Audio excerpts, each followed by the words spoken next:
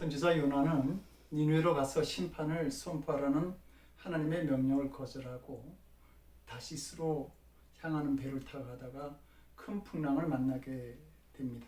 그리고 폭풍의 원인을 알고자 제비를 뽑게 되는데 요나가 걸리게 되죠. 그러자 배 안의 사람들이 이 재앙이 어디에서 왔으며 또 너는 누군지 그 요나에게 묻게 되자 요나는 나는 히브리 사람이고 그리고 바다와 육지를 지으신 하나님을 경외하는 자다 이렇게 말합니다. 요나는 믿는 자라고 먼저 대답한 것이 아니라 자기의 민족 히브리 사람임을 먼저 밝히죠. 그의 무의식 속에는 하나님의 뜻보다는 자기 민족이 우선이었던 겁니다. 그래서 자기 민족이 아니라 자기 민족을 괴롭히는 아수르 백성을 구원하시려는 하나님의 계획이 싫었던 겁니다. 그는 하나님의 뜻보다는 자신의 감정, 자신의 생각, 자신의 일이 우선이었던 것이죠. 이런 속담이 있습니다. 시계가 하나인 사람은 시간을 정확히 알 수 있지만 시계가 두 개인 사람은 결코 확실한 시간을 알지 못한다. 내 삶을 결정하는 것이 나도 민족도 아닌 하나님이어야 한다는 말입니다. 토조 목사는 하나님을 만나는 것, 하나님을 사랑하는 것을 삶의 최우선으로 생각하라 이렇게 성도들에게 권유하죠. 하나님과의 관계를 최우선으로 생각할 때에 그 사람은 모든 것을 더하시는 하나님의 은혜에 참여하는 사람이 될 수 있다는 말입니다. 우리에게는 성도 여러분 하나의 시계만 필요할 뿐입니다. 부활하신 예수님은 제자들이 있는 갈릴리로 찾아가십니다. 그리고 베드로를 만나서 그가 앞으로 양을 치고 이 양을 먹이는 일을 하게 될 것과 그리고 마지막에는 순교의 길을 걸어가게 될 것을 말씀해 주십니다. 그런데 예수님으로부터 자신이 감당해야 될 사명을 듣게 된 베드로가 그 순간 했던 말은 저 요한은 어떻게 되겠습니까? 라고 하는 말이었습니다. 베드로가 예수님의 말씀을 들었을 때 그럼 어떻게 해야 사명을 잘 감당할 수 있겠습니까? 혹은 저는 아직 부족한데 무엇을 더 준비해야 되겠는지요? 라고 물어볼 수 있었을 것입니다. 그런데 그가 가장 먼저 했던 말은 요한과 자신을 비교하는 질문이었던 겁니다. 성도 여러분, 우리가 만드는 비극 가운데 하나가 바로 다른 사람들과 자신을 비교하는 일입니다. 맥스웰 말츠 박사는 사람들 중 95%는 열등감을 가지고 산다 이렇게 말합니다. 그리고 적극적인 사고를 주장했던 지그 지글러는 사람들이 이처럼 열등감에 사로잡혀 사는 이유를 TV에 나오는 그럴듯하게 묘사되어 있는 주인공들과 자신들을 비교하기 때문이라고 말했습니다. 오늘날에는 비교의 대상이 더 많아지고 있죠. 페이스북에 들어가면 다른 사람들의 내밀한 생활들을 볼 수 있게 됩니다. 그런데 그것에 올라온 사람들의 생활은 대부분 다 행복하고 잘 되는 일들만 올라와 있습니다. 자신들의 불행한 일들은 잘 올리지가 않죠. 사람들은 이런 모습들과 자신들을 비교하면서 자신의 삶이 뭔가 잘못되어졌다. 아니면 나는 불행한 삶을 살고 있지 않는가 라고 그렇게 비교하고 느끼면서 살아가는 것입니다. 베드로 역시 오직 예수님만을 바라보지 못하고 자꾸 주위를 둘러보고 비교하는 사람이었습니다. 예수님께서 제자들이 자신을 버리고 도망갈 것을 예언하실 때 베드로는 다 버릴지라도 나는 결코 그러지 않겠나이다 라고 대답을 합니다. 베드로가 그냥 선생님 저는 안 떠나겠습니다 라고 말해도 괜찮았을 텐데 베드로는 여기에 있는 요한, 안드레 또 다른 제자들은 다 버릴지라도 저는 결코 예수님을 버리지 않겠습니다 라고 대답을 했던 것이죠. 이 대답 속에서 베드로가 평소에 다른 제자들과 비교하면서 신경을 많이 썼다라고 하는 것을 알게 됩니다. 특히 요한에 대해서 관심을 많이 가졌습니다. 지금 베드로가 예수님과 대화를 하는 중에서도 베드로의 눈에 요한이 보여줬던 겁니다. 그 요한은 예수님의 사랑하시는 제자였고 만찬 속에서 마지막 만찬에서 예수님의 품에 의지하여서 주님을 파는 자가 누구오니까라고 묻던 그 제자였습니다.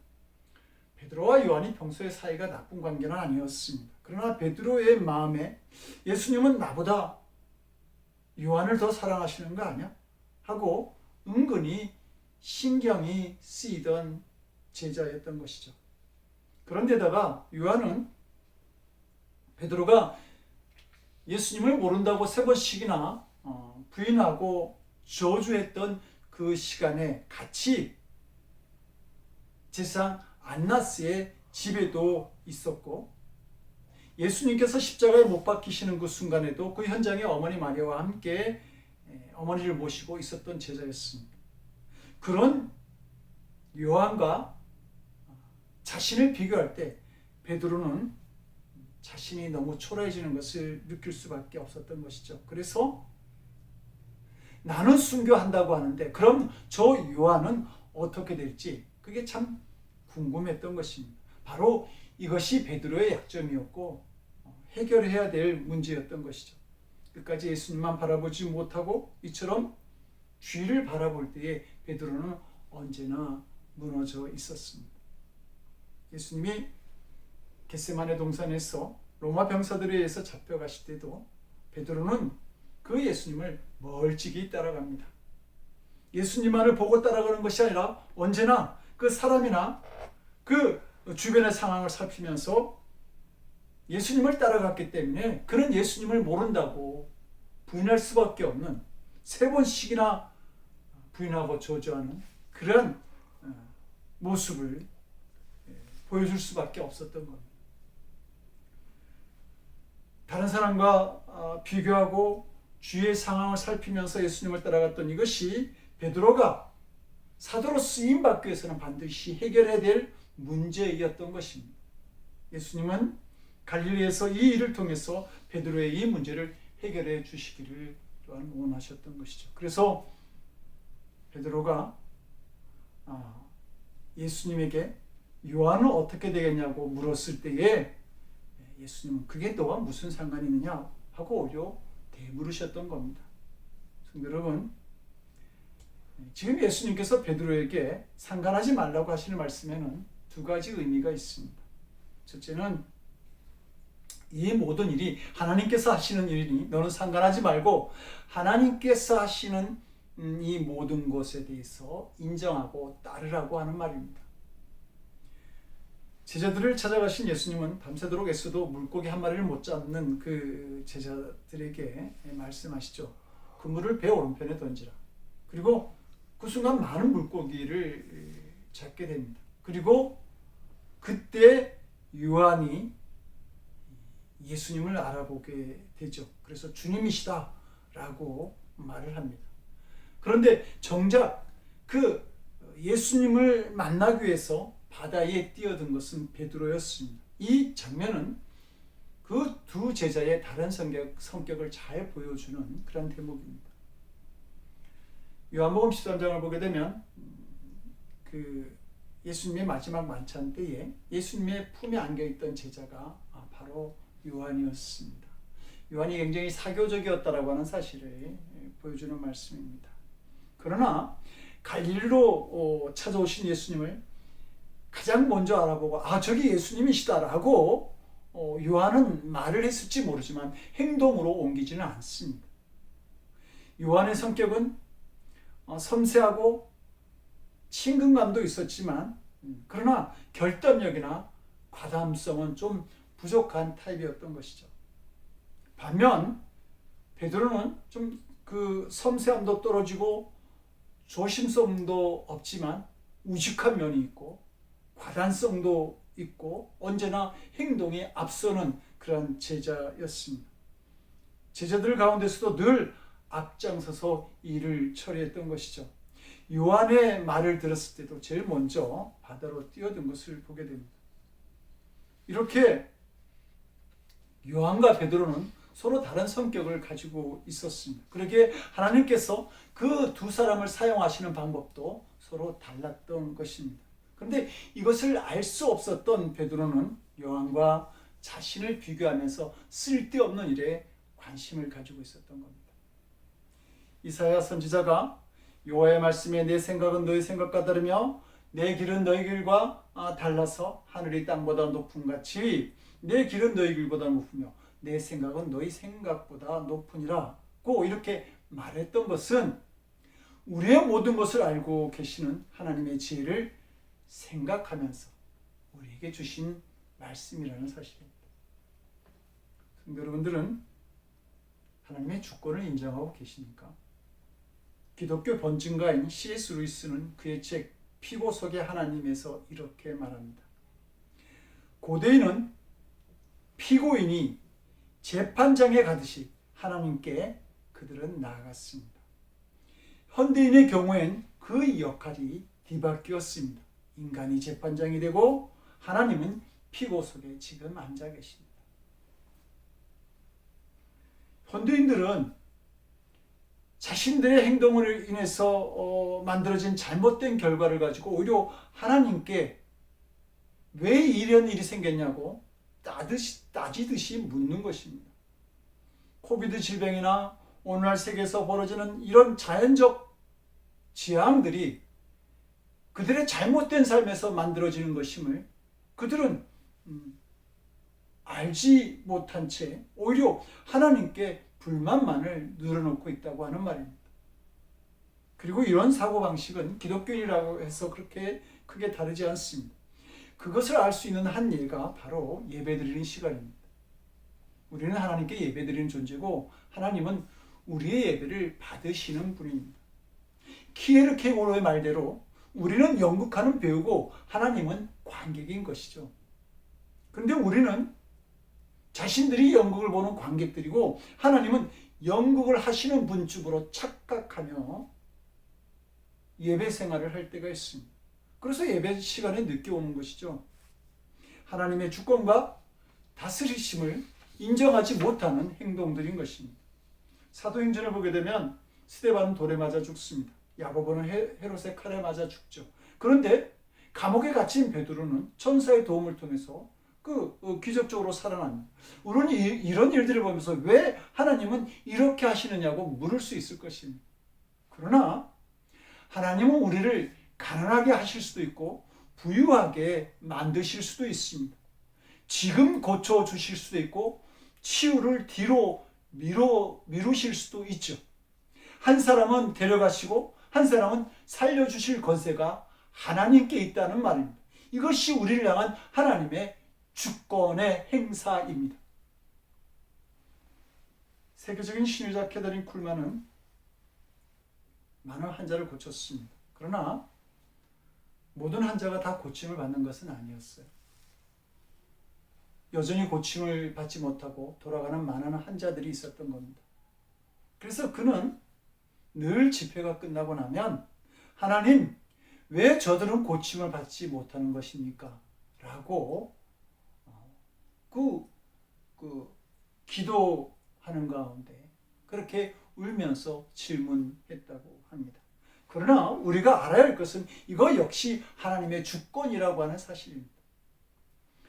야고보와 요한의 어머니가 예수님께 요청을 하죠. 당신의 나라가 임하실 때에 나의 두 아들을 당신의 오른쪽과 왼편에 세워달라고 말입니다. 그때 예수님께서 그 어머니에게 내가 구하는 것이 무엇인지 모르고 구한다고 그렇게 말씀하십니다. 그리고 야고보는 제자 중에 첫 순교자가 되고 요한은 마지막 순교자가 됩니다. 우리는 예수님의 11제자 가운데 최초의 순교자가 된 야고보가 인간적으로 참 불쌍하다 이렇게 생각할지 모릅니다. 그러나 하나님께서는 야고보를 가장 위대한 제자로 보실지도 모를 일인 것이죠. 그는 제자들 가운데 첫 순교자가 되었기 때문입니다.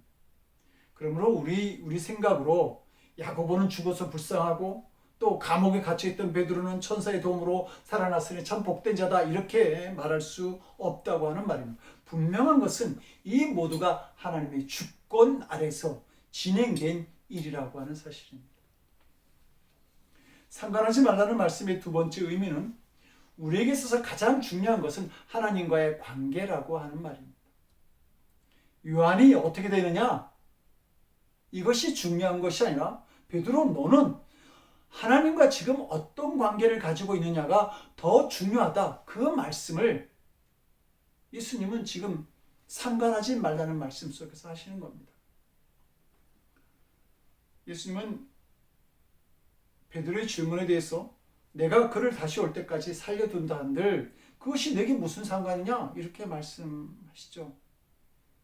그런데 이 예수님의 대답이 또 다른 오해를 만듭니다. 예수님 지금 분명하게 요한을 죽지 않고 살려두시겠다는 뜻으로 말씀하신 것이 아니었습니다. 그런데 주위의 사람들은 예수님이 자신이 다시 오실 때까지 요한은 죽지 않을 것이라고 그렇게 말씀하셨다고 그렇게 떠들고 지금 소문을 내고 다녔던 겁니다. 성도 여러분, 우리들의 문제는 문제가 아닌 것을 가지고 자꾸 문제를 삼는 것입니다. 아무것도 아닌 것을 가지고 고민하고 좌절하고 낙심한다고 하는 말입니다. 남을 비교하는 사람은 아무리 많이 가져도 영원히 만족할 수가 없어요. 그리고 축복을 받아도 그 축복의 기쁨을 누리지 못합니다. 오래전 뉴욕 근처에서 몇 개월을 산 적이 있었는데요. 근데 그때 뉴욕 사람들에게 록펠러 재단에서 이 뉴욕시에 사는 사람들에게 물값을 내주기 때문에 뉴욕 사람들은 물값을 내지 않는다고 하는 이야기를 들은 적이 있습니다. 그 순간 록펠러가 얼마나 돈이 많았으면 이 놀라운 일이 지금까지 가능할까 하는 생각을 해보게 되었습니다. 근데 더 재미있는 것은 그렇게 많은 것을 가진 록펠러에게 이제는 만족할 수 있느냐고 기자가 질문했을 때 그 록펠러는 또 조금만 더 라고 그렇게 불만족스러운 대답을 하였다고 하는 사실입니다. 그리고 하루에만 3천만 불이 넘는 그 돈을 벌고 있었는데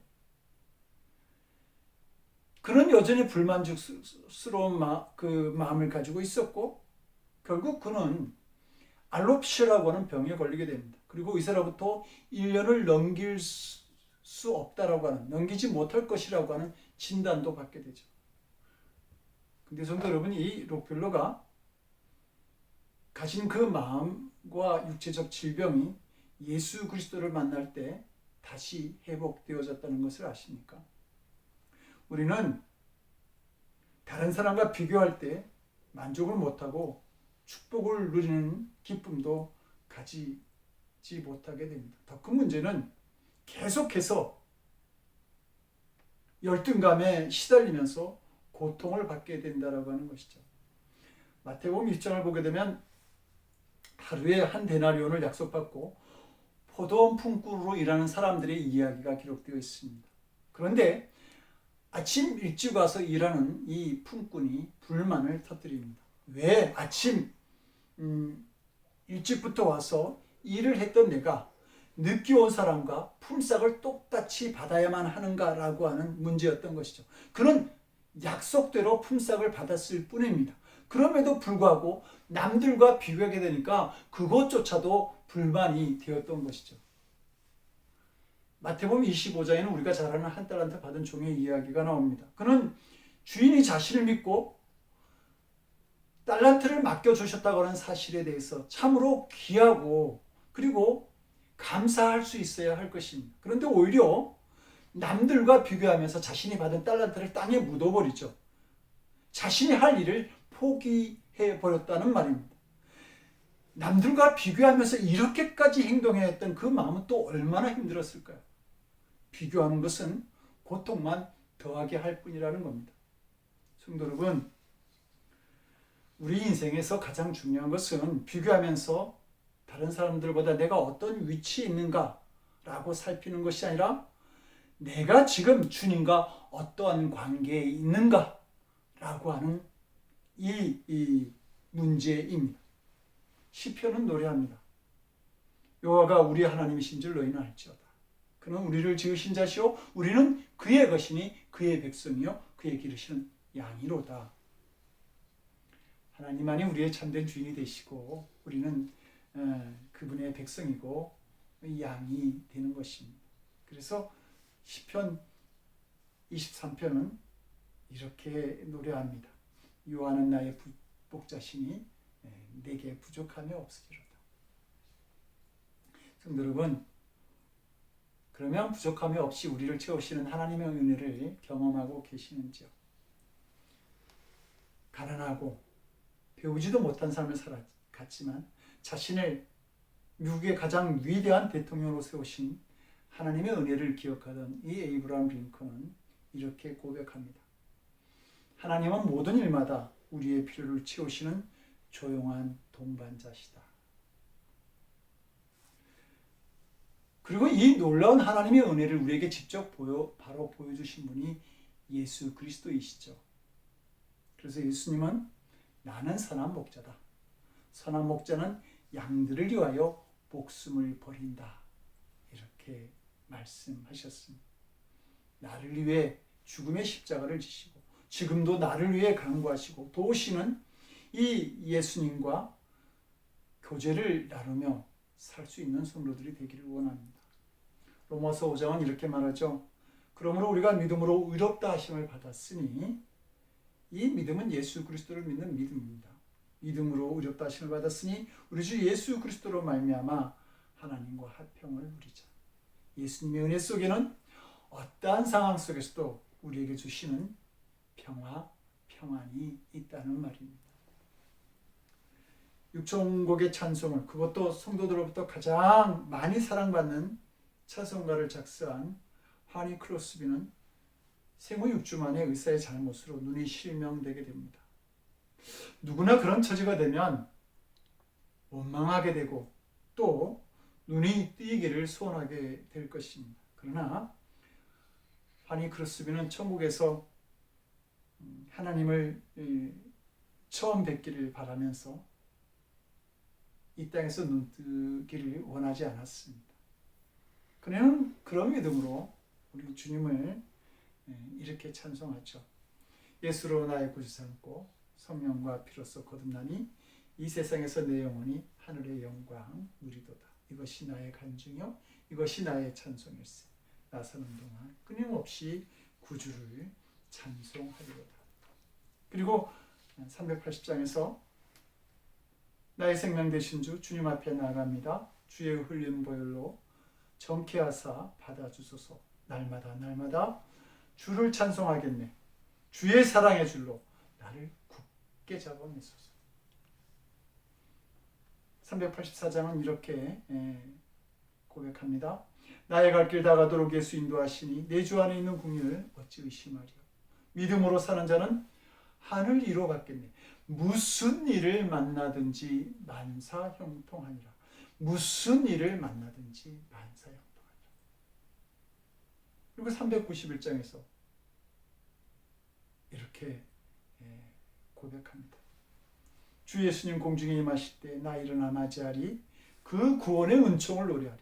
저 천군과 천사 함께 메마른 땅을 종일 걸어가도 나 피곤치 아니하며 저 위험한 곳 내가 이를 때면 큰 바위에 숨기시고 주 손으로 덮으시네.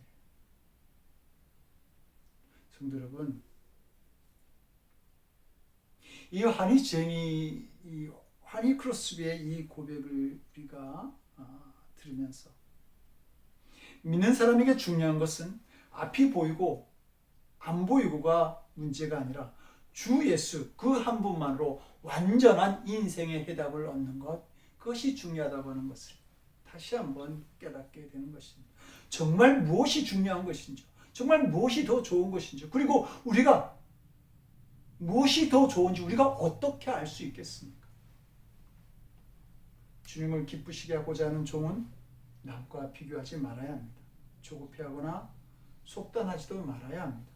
오직 주님의 마음을 붙잡으면 되는 것입니다. 그러면 주님께서 책임져 주시는 인생을 살 수 있는 것이죠.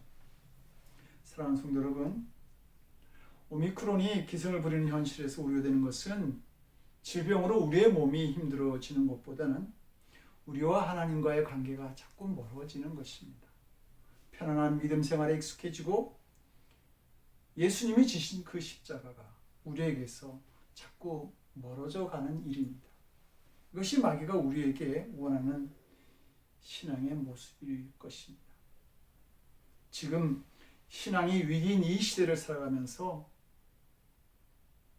다른 사람과 내 생활을 비교하는 것이 아니라 주님을 먼저 바라보는 그 믿음들이 있기를 원합니다. 이 위험한 그 믿음의 상황 속에서 우리의 믿음을 살피시고자 하는 하나님의 계획이 있음을 인정할 수 있기를 바랍니다. 그래서 더욱 주님만을 바라보고 주님의 마음만을 붙잡고 살아가는 우리 늘 푸른교회 모든 성도들이 될 수 있기를 주님의 이름으로 간절히 축원드립니다. 기도하시겠습니다.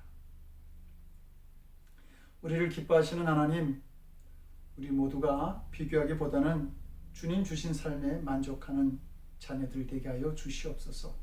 그리고 주님의 마음을 붙잡고 주신 일 기쁨으로 감당하는 저희들 될 수 있도록 주여 도와주시옵소서.